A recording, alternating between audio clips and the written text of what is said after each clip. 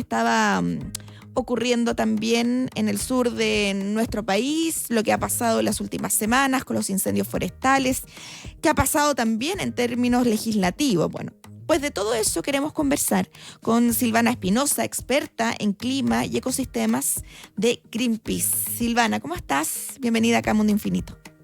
Hola, muchas gracias por la invitación. Muy contenta de tener el espacio para conversar de este tema que es tan importante para nuestro país. Me imagino que la preocupación ha estado desde antes, incluso que comenzaran los incendios forestales de esta temporada, o al menos de este año, con fuerza. Había una preocupación de lo que se podría generar durante esta temporada. Pero ustedes han hecho un llamado hace bastantes meses. Y finalmente, después de los incendios forestales, comenzó a aumentar la preocupación en el Congreso, de lo que estamos hablando de la ley de incendio. Este martes fue finalmente aprobada por el Senado, aún falta camino por recorrer, pero para conversar por qué es tan importante para ustedes que esta ley se acelere y comience a avanzar en el Congreso después de estar 20 meses sin ningún avance. Bueno, la verdad es que lo más importante acá es que el país cuente con herramientas concretas para enfrentar las condiciones que estamos viviendo hace bastantes años en relación a los impactos que generan los incendios forestales. Nosotros vemos con mucha preocupación, ¿verdad?, que año tras año se haya empezado a normalizar de alguna manera que se arrase con comunas, con regiones, ¿verdad?, que se queme Chile. Esa situación nosotros no podemos normalizarla. Y desde Greenpeace, hace bastante tiempo que venimos trabajando este tema con columnas de opinión, con diferentes cartas al director, donde nosotros hacemos el llamado, ¿verdad?, a que el país cuente con herramientas concretas, como este marco normativo, que es la Ley de Prevención de Incendios, para que la gente tenga un poco más de información del contexto de esta situación. En los últimos 13 años, en el país se han presentado al menos 20 proyectos de ley que tienen algún tipo de relación con los incendios forestales. La mayoría de estos es de un fondo más punitivo, de buscar como que tengamos sanciones o penas más profundas de las que ya existen hoy en día en el Código Penal. Sin embargo, dentro de ese contexto, este proyecto de ley apunta a lo que nosotros creemos que es lo más importante. Todo el mundo sabe que prevenir es mejor que curar. Y desde esa perspectiva, este proyecto de ley toma conceptos que son relevantes, que el foco está en la prevención, y que empieza a incorporar detalles muy relevantes que tienen que ver con, por ejemplo, el concepto de la zona de interfaz urbano-rural. Tenemos datos científicos, publicaciones del año 2020 de profesionales como Pablo Sarricolea, Pamela Smith, son profesionales de la Universidad de Chile, que ya hace 6 años atrás estuvieron alertando que en Chile existen más de 3 millones de personas que viven en esta zona de interfaz urbano-rural, que en palabras simples se refiere a la cercanía, ¿verdad?, de viviendas, espacios habitados por personas que están cerca o contiguo a vegetación. Y ese tipo de medidas, ¿verdad?, la información existe. Se cuenta con información científica al respecto. Entonces ahora lo que falta es que se tomen acciones de prevención para cuidar a las personas, para proteger al medio ambiente y que no estemos lamentando año tras año esta situación. Silvana, ¿y qué medidas se pueden tomar? ¿Qué dice la ley primero que se debe hacer? Y tú, con la experiencia que tienes, ¿qué medidas recomiendas también que se deben tomar?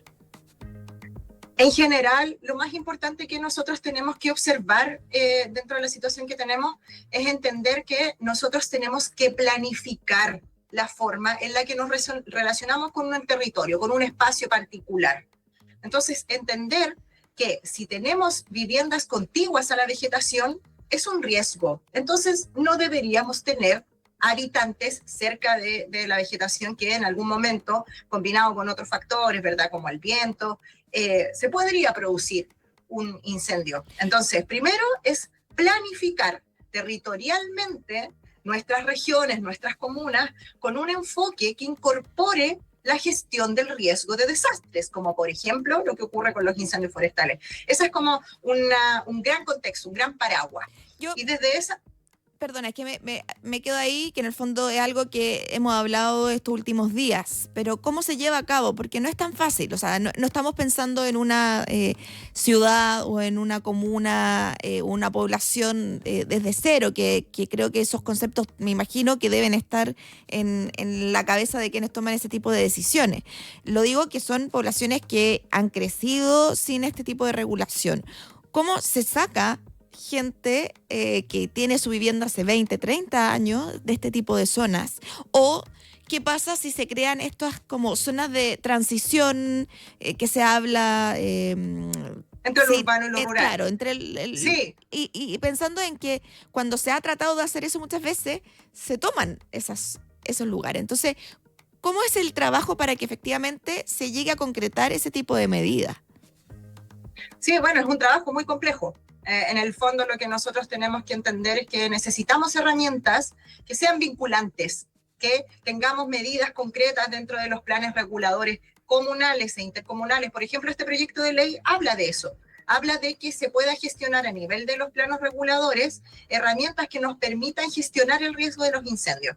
Eso cómo se va a llevar a la práctica, como tú bien dices, va a depender también de las particularidades y las condiciones de cada una de esas comunas. Sin embargo, acá lo relevante es que tenemos que destacar que esto no puede seguir de esta manera. O sea, eso es un cambio que tenemos que hacer de manera estructural.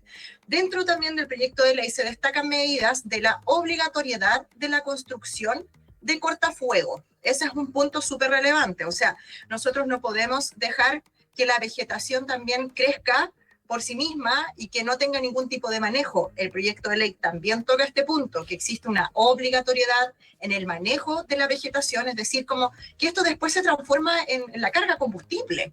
Entonces, eso es por un lado puntos importantes que esperamos todos, ¿verdad? Que si es que se llega a aprobar esta ley, que sería importante para avanzar con herramientas concretas, un marco normativo, un puntapié inicial dentro de toda esta crisis, de un camino que tenemos que ir mejorando, son las medidas que son relevantes de poder gestionar.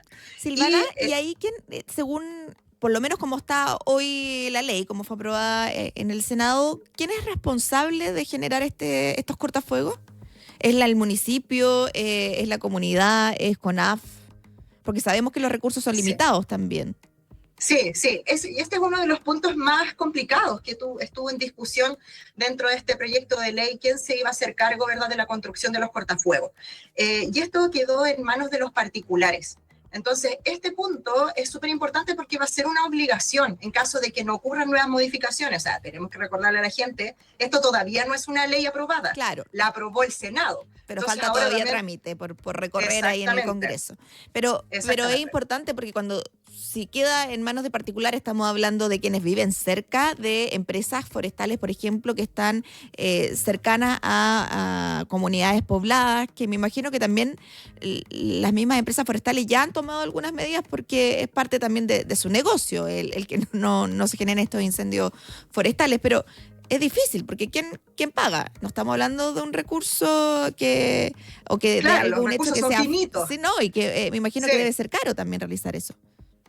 Claro que sí, o sea, hay recursos que son necesarios de poder invertir en esto, pero si nosotros lo miramos también con perspectiva, hoy en día también hay muchos recursos que se están distribuyendo para el combate de los incendios. Entonces, el llamado en el fondo de la campaña que nosotros tenemos, de este tipo de herramientas que es esta ley, es de entender que los recursos es mejor invertirlos antes de que ocurra un siniestro, porque cuando el incendio ya se desata, es muy difícil de combatir. Entonces, los recursos que tenemos, ya sea privados o públicos, tenemos que reenfocarlos en este tipo de medidas, que son ideas concretas que tienen que ver con la protección de esos mismos territorios. O sea, también tenemos que pensar que, en el fondo, nadie quiere vivir un incendio, ¿verdad? O sea, las pérdidas son graves, se pierden vidas, se pierden casas, o sea, toda una construcción que lleva mucho tiempo.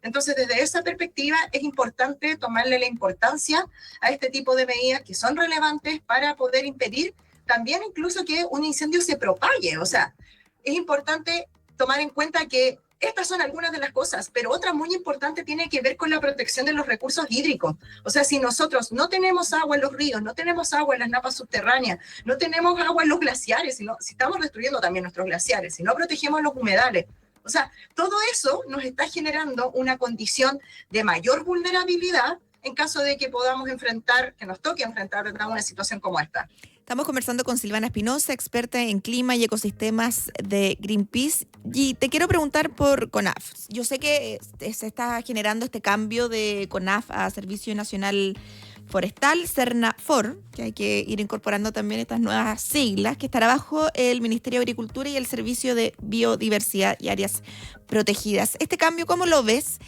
Entendiendo que hoy día CONAF, con los recursos que tiene, se hace cargo principalmente más del combate que de la prevención. Se dice que cerca del 5% de su presupuesto está destinado a la prevención. ¿Se va a concretar mejoras en ese sentido con este cambio? No solamente el cambio de nombre y administrativo, me imagino. Bueno, la verdad es que este proyecto habla de entregarle facultades al Servicio Nacional Forestal. Entonces, lo que nosotros esperamos efectivamente es que se tome más en cuenta que se puedan entregar más recursos a esta etapa. O sea, si nosotros pensamos en un incendio forestal, lo podemos definir con 3 grandes momentos. El momento 1, que es la prevención, o sea, impedir que el siniestro ocurra. El momento 2, cuando ya tenemos el incendio desatado y tenemos que apagarlo, esa es como la importancia. Y el momento 3, que tiene que ver con la recuperación y la restauración de los territorios que son afectados. Entonces, esperamos nosotros, entendiendo que esto está en trámite, lo recalco, es que se cuente con recursos que serían asignados, o sea, en el fondo, lo que está haciendo este proyecto de ley es entregarle facultades de fiscalización y de sanción al Servicio Nacional Forestal, la transición que está haciendo CONAF hacia esa institución pública. Entonces, esperamos que se puedan contar con mayores recursos y que esto, en el fondo, no se transforme en una ley muerta, ¿verdad? Letra muerta, que esta ley pueda contar con los recursos y pueda avanzar efectivamente para estar a la altura de las necesidades que hoy día tiene nuestro país. ¿Por qué crees tú que estuvo tantos meses parados en el Congreso? ¿Faltó voluntad política? Porque se le había puesto urgencia por parte del gobierno. Se le puso urgencia en varias ocasiones por parte del Ejecutivo. Sin embargo, las trabas que siempre nosotros vemos tienen que ver con lo que le decíamos, quiénes se van a hacer cargo de los recursos para poder cumplir con las obligatoriedades de la ley. Ese es un punto. Y lo otro, bueno, nosotros tampoco vimos que tuvieran tantas sesiones donde este tema se sacara a discusión. Entonces, también es importante que la gente sepa que tenemos otros proyectos de ley, por ejemplo, relacionados con la pesca, que se han sesionado todas las semanas durante un año. Eso es para tenerlo en perspectiva. O sea, nosotros también necesitamos que, lamentablemente, cuando ocurren los incendios, cuando ocurre esta situación en Ñuble y Biobío, entra inmediatamente a discusión nuevamente este proyecto de ley. Y claro, y sin la presión de la gente, esto tampoco habría avanzado en lo rápido que avanzó en estas últimas 2 semanas. Entonces, por supuesto que también el llamado que nosotros hicimos a través de la campaña que tenemos fue disponer una plataforma de una petición ciudadana para que cualquier persona de Chile o del mundo pudiera ingresar directamente e enviarle un mensaje de presión a los senadores y las senadoras. Entonces, desde esa perspectiva, también lo que nosotros hacemos es poner una herramienta para que las personas puedan manifestarse y le puedan exigir, ¿verdad?, a nuestros legisladores que estén a la altura de la situación y puedan responder a tiempo con las medidas que necesitamos. ¿En qué trámite está hoy? Hoy lo que pasó es que va a volver a la Cámara de los Diputados y las Diputadas. En la sesión de ayer dijeron que esto se iba a retomar en marzo. Así es que ese es el punto que va a tomar nuevamente para revisar las modificaciones que ingresó la sala del Senado ayer, y la tarea estaría por parte de los diputados ahora. Un Congreso que cambia el 11 de marzo, comienza también un nuevo gobierno, me imagino que están sobre la mesa también ahí los desafíos para los futuros parlamentarios y el trabajo que se está realizando con distintas ONG y comunidades también, ¿no? O sea, parte de marzo se acaba un poco el verano y también se acaba un poco la contingencia, hay que ver qué pasa con esos primeros meses. Silvana Espinosa, muchas gracias, experta en clima y ecosistemas de Greenpeace. Muchas gracias por estar acá conversando en Mundo Infinito sobre este tema que han puesto también sobre la mesa de los últimos días. Muchas gracias por la